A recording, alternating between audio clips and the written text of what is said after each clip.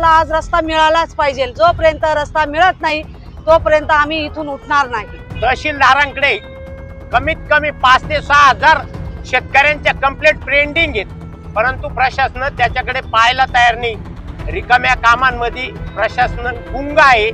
तरी शेतकऱ्यांच्या या रस्त्याच्या मागणीवरती तहसीलदारांनी प्रांतांनी लक्ष द्यावं आणि शेतकऱ्यांची तेवढी मागणी पूर्ण करावी। जर आम्हाला रस्ता मिळाला नाही तर 26 जानेवारीच्या दिवशी निंबोलेच्या ग्रामपंचायतीवर आम्ही आत्मदहन करणार आहोत असा इशारा देखील शासनाला देत असेल। आणि इथलं जर शासन प्रशासन एवढं निगरगट्ट आहे की शेतकऱ्यांची मरणाची वाट पाहत आहेत का? उद्या शेतकऱ्यांच्या जीवितास काही कमी जास्त झालं त्याला निंबोले ग्रामपंचायत, ग्रामसेवक आणि बीडीओ साहेब असतील लक्षात असू द्या। आम्हाला रस्ता मिळालाच पाहिजे, आम्हाला रस्ता मिळालाच पाहिजे। लोकशाही लढत मोर्चाचा जय असो, लोकशाही लढत मोर्चाचा जय असो। राजनीति, आंदोलन, किसान, करप्शन, गरीबी, इन सभी मुद्दों पर आवाज उठाएगा अब तक न्यूज इंडिया। सत्ता के आगे जब भी सवाल कमजोर पड़ने लग जाए तो सवाल उठाने पड़ते हैं। बोल के लफ्ज आजाद है तेरे, बोल के सच जिंदा है अब तक।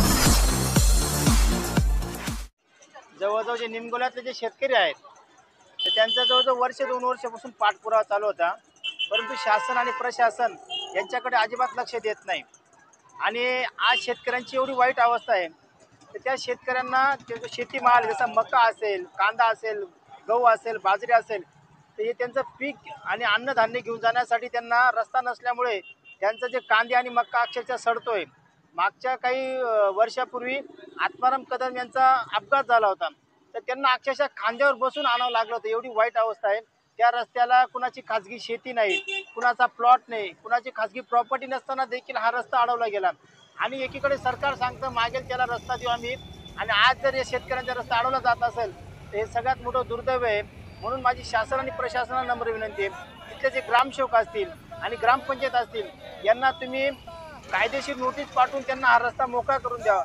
रस्त्याला कुठलीही अडचण नाही, रस्त्याला जो आहे तो गावठाण आहे, गावठाण असल्यामुळे कोणाचं अडवण्याचं काही कारण नाही।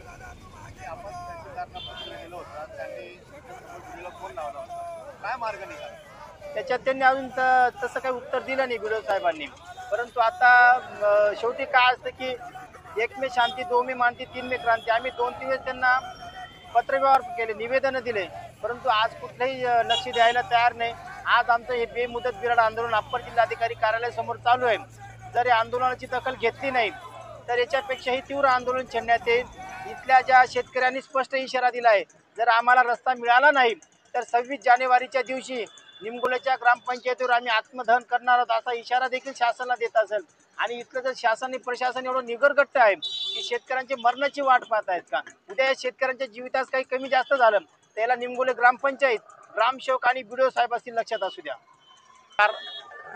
आज आमच्या निमगुले गावचे शेतकरी शेतात जाण्यासाठी शिवपांदीवरनं रस्ता मागतायत आणि प्रशासकीय यंत्रणेकडे वारंवार मागणी करून सुद्धा रस्ता मिळत नाही।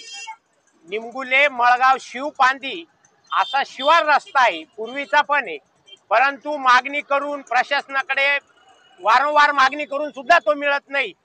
तर प्रशासनाकडे अशा बऱ्याचशा कंप्लेंट पेंडिंग आहेत रस्त्याच्या, पण प्रशासन त्याच्याकडे मुळीच लक्ष द्यायला तयार नाही।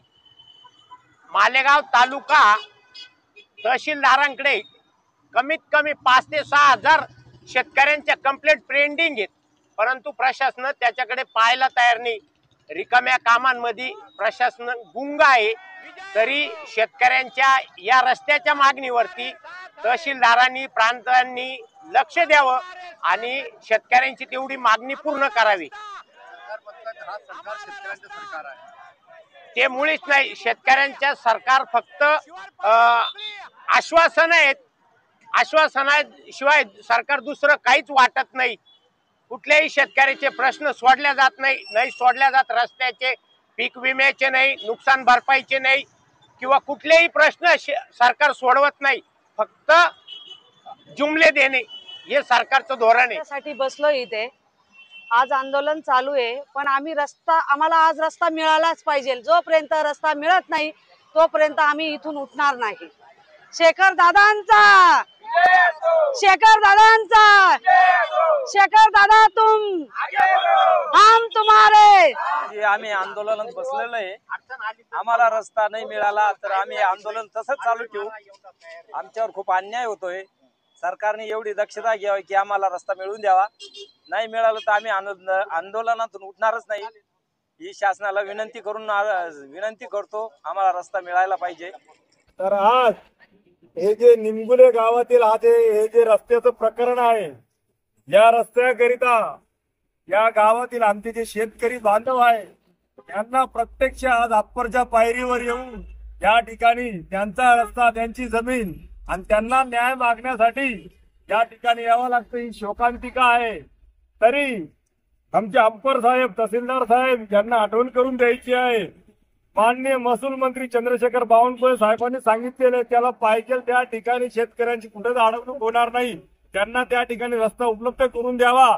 एवढे सर्व शासनाचे नियम आमच्या शेतकरी राजाच्या बाजूने असताना सुद्धा कसं का आमच्या शेतकरी राजाची अडवणूक होतो आणि या अडवणूक आम्हाला मान्य नाही। याकरिता सन्माननीय अप्पर साहेब, तहसीलदार साहेब यांना हात जोडून विनंती आहे, आमच्या शेतकरी राजाला रस्ता मिळाला पाहिजे।